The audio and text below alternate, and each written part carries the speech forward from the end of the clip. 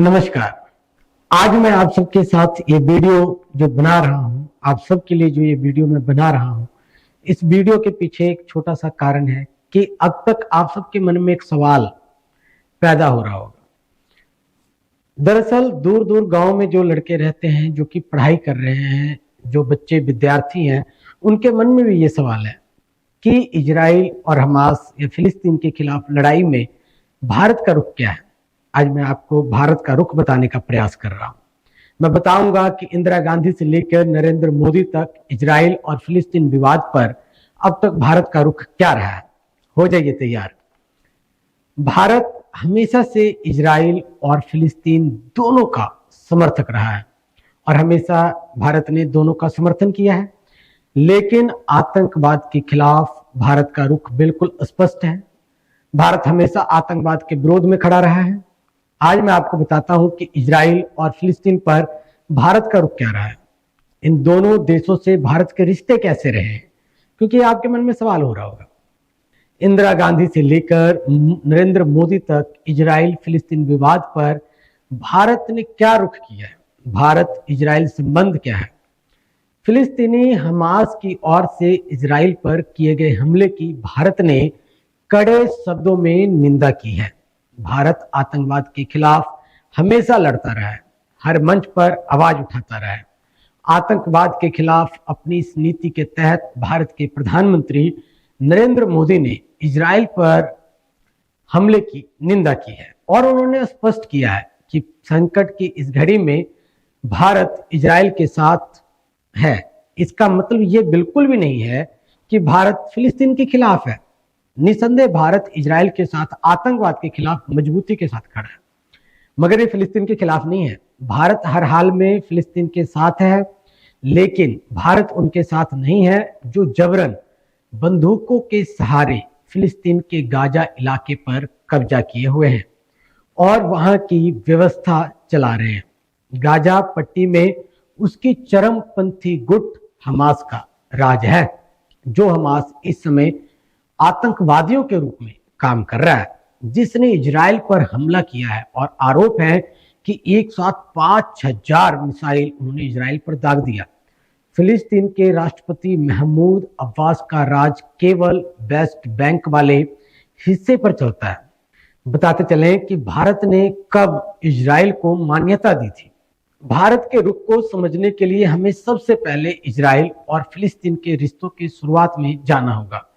Israel की स्थापना 1948 में हुई और भारत ने उसे साल 1950 में मान्यता दी, लेकिन राजनीतिक कूटनीतिक संबंध नहीं बने। 42 साल के बाद 1992 में भारत ने इजराइल के साथ अपने कूटनीतिक संबंध स्थापित किया। फिर जो संबंध बने वे आज तक प्रगाढ़ बने हुए हैं। आज दोनों देश एक दूसरे के साथ खूब व्यापार कर रहे हैं। 7.5 बिलियन से ज्यादा का व्यापार है इन दोनों देशों के बीच में। पिछले वित्तीय वर्ष की समाप्ति तक भारत के साथ इजराइल का व्यापार 7.5 बिलियन अमेरिकी डॉलर से ज्यादा हो चुका था। कोविड के पहले यह सिर्फ 5 बिलियन डॉलर था। भारत एशिया में इजराइल का तीसरा सबसे बड़ा व्यापारिक साझेदार है। इजराइल से जो कुल हथियार निर्यात होते हैं उसका 40% हिस्सा भारत पहुंचता है। हीरे के व्यापार में दोनों 50% के भागीदार हैं। इतना सब के बावजूद भारत ने इजराइल की विस्तारवादी नीति का समर्थन करने से हमेशा परहेज ही किया है। उसने गाजा या वेस्ट बैंक पर इजराइल के कब्जे का समर्थन कभी नहीं किया। भारत इजराइल से दोस्ती रखते हुए ऐसे किसी विवादित मुद्दे पर उसका समर्थन नहीं करेगा जिससे उसे अंतर्राष्ट्रीय स्तर पर किसी भी असहज स्थिति का सामना करना पड़े। इजराइल और भारत में एक महत्वपूर्ण समानता है। दोनों देश सीमा पार से आतंकवाद का सामना कर रहे हैं, इसलिए दोनों एक दूसरे की परेशानी को समझते हैं, दोनों एक दूसरे के दर्द को समझते हैं। इसलिए भारत नहीं करता फिलिस्तीन का विरोध। भारत को एक और बात साफ साफ पता है कि उसे फिलिस्तीन से सीधे कोई फायदा नहीं है, लेकिन उसका समर्थन करने से अरब देशों से उसके रिश्ते सहज रहेंगे। तेल, गैस जैसी चीजें आयात होती रहेगी और भारत से निर्यात भी बदस्तूर रहेगा। अरब देशों में लाखों की संख्या भारतीय काम कर रहे हैं, उन पर भी किसी तरह कोई संकट नहीं होगा। इजराइल या फिलिस्तीन दोनों देशों को लेकर भारत का रुख हमेशा से साफ रहा है। भारत शुरू से फिलिस्तीन का समर्थन करता रहा है। साल 1947 में भारत ने संयुक्त राष्ट्र संघ में फिलिस्तीन के विभाजन के खिलाफ वोट किया था। भारत ने यूनेस्को के पूर्णकालिक सदस्य के रूप में स्वीकार करने के पक्ष में मतदान किया। इंदिरा गांधी ने भी किया था फिलिस्तीन का समर्थन, वो भी बता देते हैं। जब इंदिरा गांधी जी प्रधानमंत्री थी तब वे फिलिस्तीनी मुक्ति संगठन के नेता यासर अराफात के स्वागत को दिल्ली में एयरपोर्ट पर पहुंच गई थी, जबकि दुनिया के कई देश यासर अराफात को आतंकवादी कह रहे थे। 1974 में भारत ने फिलिस्तीन के नेता यासर अराफात को अपना समर्थन दिया। फिलिस्तीन की लीडरशिप लगातार भारत आती रही है। पीएम मोदी भी फिलिस्तीन का दौरा कर चुके हैं। भारत ने गाजा पट्टी में खोला है स्कूल। जी हाँ, साल 1988 में भारत ने देश के रूप में फिलिस्तीन को मान्यता दी थी।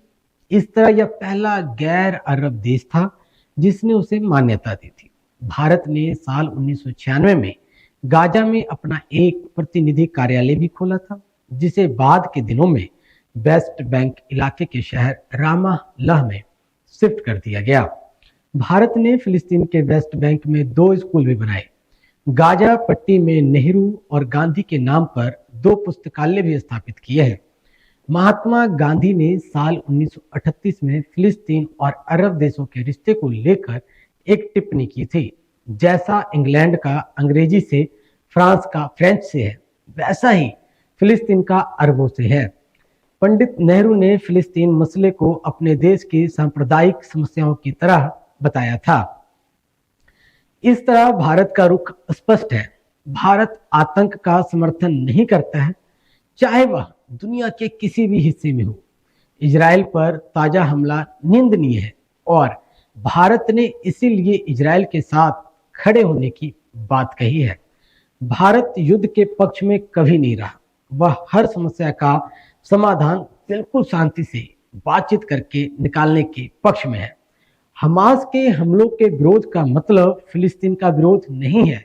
ये आप सबके लिए समझना बहुत जरूरी है। इस तरह के कई इंटरेस्टेड जानकारियों के लिए, रोचक तथ्यों के लिए आप हमारे पेज को लाइक करें, सब्सक्राइब करें और बेल का आइकन जरूर दबा दें। मुझे दीजिए इजाजत। आप अपनी राय हमें कमेंट बॉक्स में जरूर बता दें।